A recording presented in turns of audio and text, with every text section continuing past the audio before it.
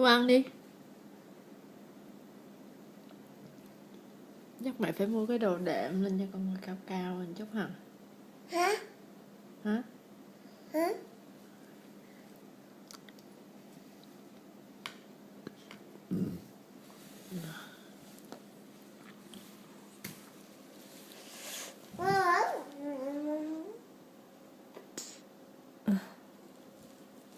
Phương ngồi đàng hoàng lại.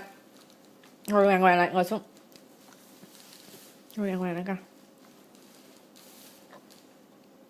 Nhai.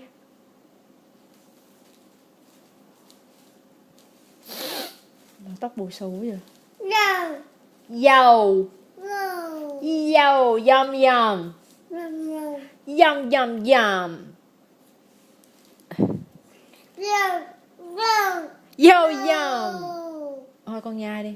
Ngậm nguyên mẹ thôi. Nhai đi.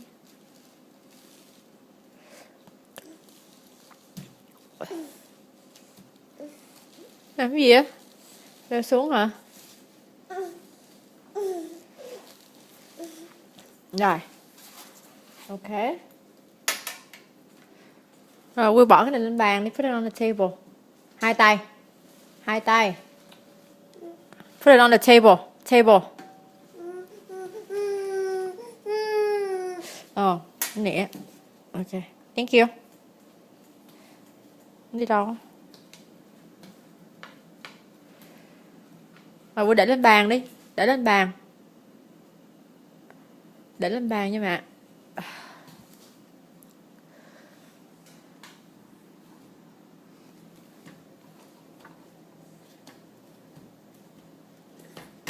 Ow. Đi đâu á? Đổ hết rồi bây giờ. Rồi ngồi xuống đất à. Ok.